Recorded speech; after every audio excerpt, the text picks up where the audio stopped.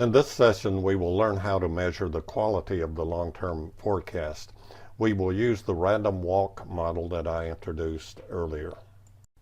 We were simulating consumer demand for a product.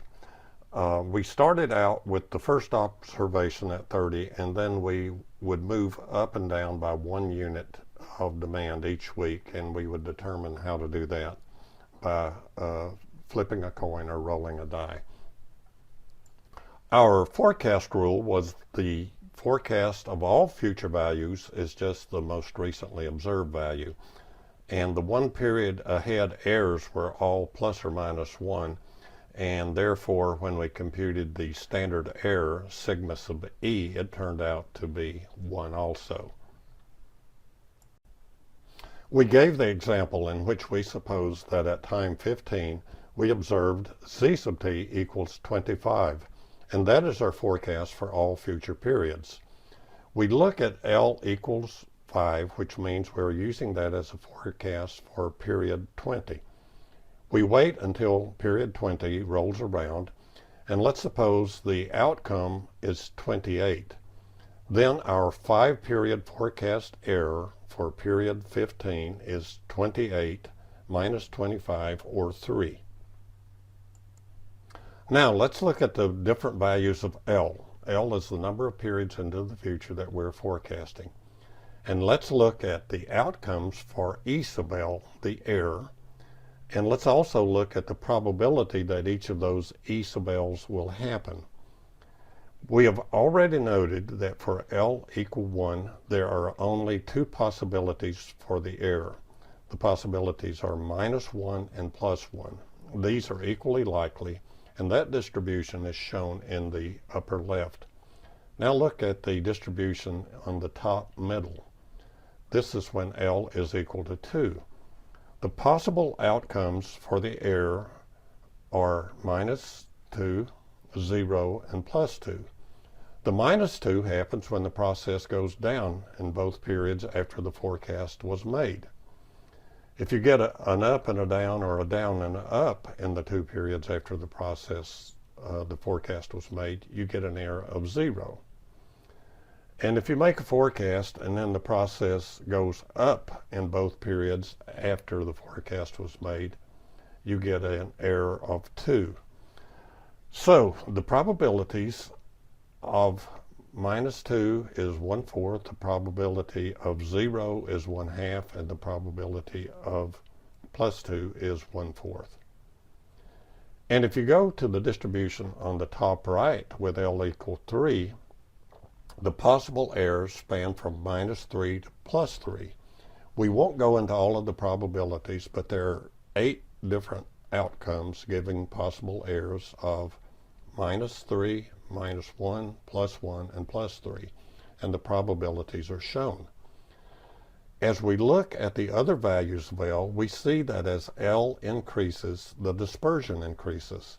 This means that the standard deviation of the errors increase as L increases. The farther into the future we are forecasting, the bigger the standard deviation of the errors.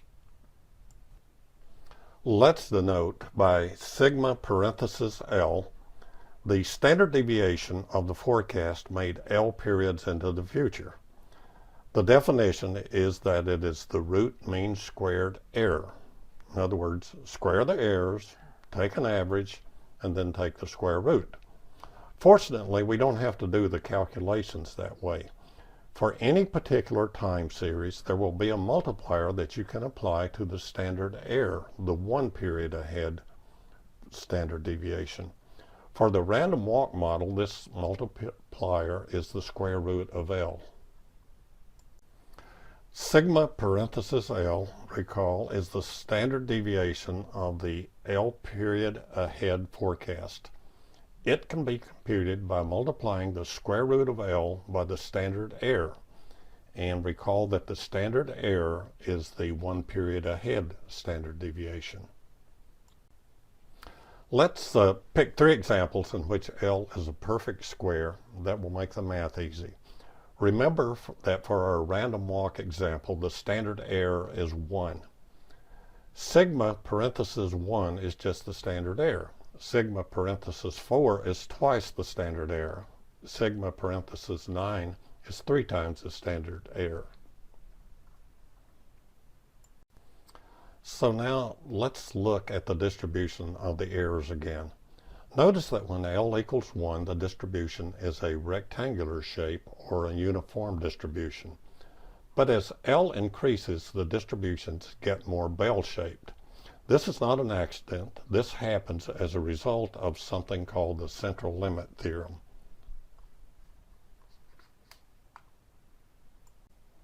So now we're ready to interpret the meaning of these standard deviations and talk about how we would apply them.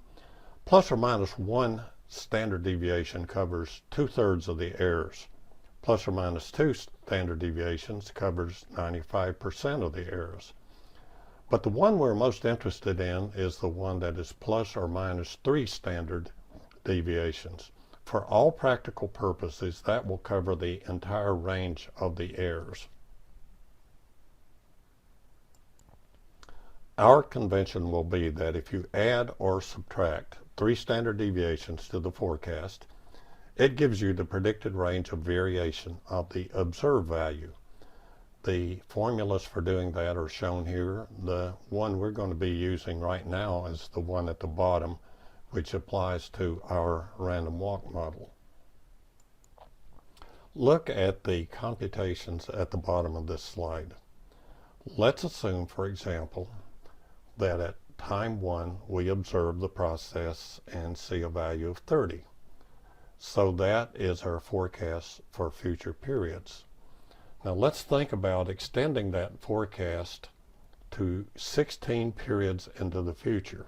We use 16 to make taking the square root easy. So L equals 16 puts us at forecasting a value of Z17. The standard error is 1, and if we multiply that by the square root of 16, we get a standard deviation of 4 for the 16 period ahead forecast. Then if we multiply that by 3, remember we need 3 standard deviations to predict the range, we get 12. So the forecast made at time 1 of 30 plus or minus 12 is the predicted range of variation of Z17, Z sub 17. This computes to be from 18 to 42. Suppose we start with a forecast of 30 at time 1 and predict the range of variation of Z for all future periods. The lines on the outside or the top or the bottom show these predicted ranges of variation. Inside these lines we show 10 simulated observations of the time series, and you can see the variation that actually occurs there. In the next session we will introduce the exponential smoothing model, which is the most widely used forecast model in business.